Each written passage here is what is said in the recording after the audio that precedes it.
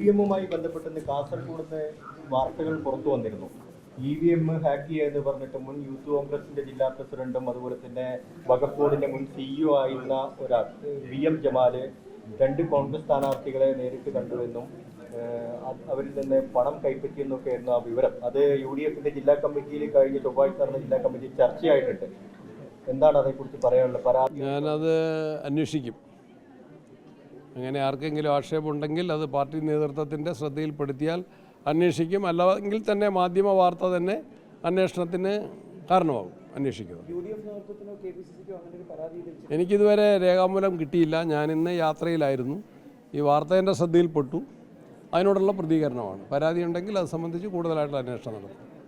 വാർത്ത തന്നെ വേണമെങ്കിൽ ഒരു പരാതിയായിട്ട് അല്ലെങ്കിൽ ഒരു പരാതിയുടെ ഒരു സൂചനയായിട്ട് പരിഗണിക്കാവുന്നു. പരാതി ശരിയാണെങ്കിൽ ഗുരുതരമുള്ള സ്വഭാവമാണ്. അതിൻ്റെ വിശദാംശങ്ങൾ പരിശോധിക്കാം. എനിക്ക് രേഖാമൂലം അങ്ങനെ പരാതി കിട്ടിയില്ല. മുഴുവൻ കണ്ടൻസും ഞാൻ കണ്ടില്ല. ഞാൻ മുഴുവൻ സമയം യാത്രയിലായിരുന്നു. അതുകൊണ്ട് പരിശോധിക്കും, ഗൗരവമായിട്ട് തന്നെ പരിശോധിക്കും. ശരി, താങ്ക് യു.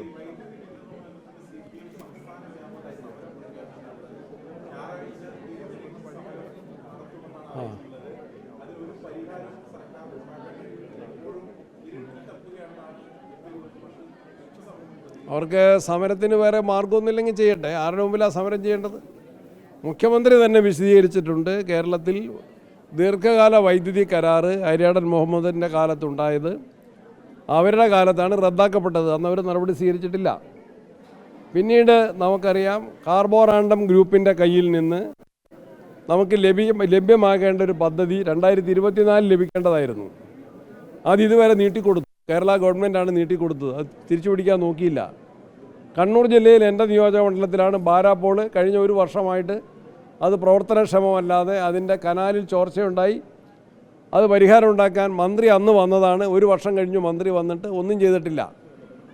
അവർ വേനൽക്കാലത്ത് മാർച്ച് ഏപ്രിൽ മാസങ്ങളിൽ അന്ന് വൈദ്യുതിയുടെ പ്രയാസം ഉണ്ടായപ്പോൾ അവരന്ന് ഒരു വൈദ്യുതിയും നിർമ്മിക്കുകയല്ല ഉൽപ്പാദിപ്പിക്കുകയല്ല ചെയ്ത്, വാങ്ങുകയല്ല ചെയ്ത്, കടം വാങ്ങിയത്. അതുകൂടി ഇപ്പോൾ മടക്കി കൊടുക്കേണ്ട ബാധ്യത കേരള സർക്കാരിൻ്റെ തലയിലുണ്ട്, കേരളത്തിലെ വൈദ്യുതി ബോർഡിൻ്റെ തലയിലുണ്ട്. അതുകൊണ്ട് അവരെ സമരം ചെയ്യേണ്ടത് അവർക്കെതിരെയാണ്, അന്നത്തെ ഗവൺമെൻറ്റിനെതിരെയാണ്. വൈദ്യുതിയുടെ കാര്യത്തിൽ നമ്മൾ മനസ്സിലാക്കേണ്ടത് ഒരു ദിവസം കൊണ്ട് പരിഹാരം ഉണ്ടാക്കാവുന്നതല്ല. പരിഹാരം ഉണ്ടാക്കിക്കൊണ്ടിരിക്കുകയാണ്.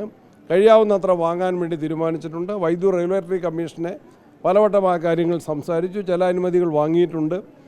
ഇന്നലെയും ഇന്നുമായിട്ട് നമ്മളുടെ വൈദ്യുതി ബോർഡിൻ്റെ ചെയർമാൻ, പവർ സെക്രട്ടറി ഡൽഹിയിലെത്തി അവിടെയുള്ള പവർ സെക്രട്ടറിയുമായിട്ട്, നാഷണൽ പവർ സെക്രട്ടറിയുമായിട്ട് സംസാരിച്ചു. കേരളത്തിന് കൂടുതൽ വൈദ്യുതി ലഭ്യമാക്കാൻ കഴിയാവുന്ന എല്ലാ കാര്യങ്ങളും ചെയ്യുകയാണ്. മഴ കുറവാണെന്നുള്ളൊരു യാഥാർത്ഥ്യമാണ്. അത് കേരളത്തിൽ നമുക്കെല്ലാം അറിയാം. ഇപ്പോൾ കാസർഗോഡും മാത്രമല്ല മഴ കുറവുള്ളത്, ഇടുക്കി പോലുള്ള ജലവൈദ്യുത പദ്ധതികളുടെ സംഭരണികളിൽ വെള്ളം കഴിഞ്ഞ കൊല്ലത്തിൻ്റെ അപേക്ഷിച്ച് പകുതി പോലുമില്ല. കഴിഞ്ഞ കൊല്ലം 60% ഉണ്ടായിരുന്നെങ്കിൽ ഇക്കൊല്ലം അത് 28% മാത്രമാണ്. അപ്പോൾ അവർ കടം വാങ്ങിയത് മടക്കി കൊടുക്കണം. അവർ ദീർഘകാല കരാർ റദ്ദാക്കിയത് പുനഃസ്ഥാപിക്കാൻ വേണ്ടി നമ്മുടെ നടപടി സ്വീകരിക്കുകയാണ്.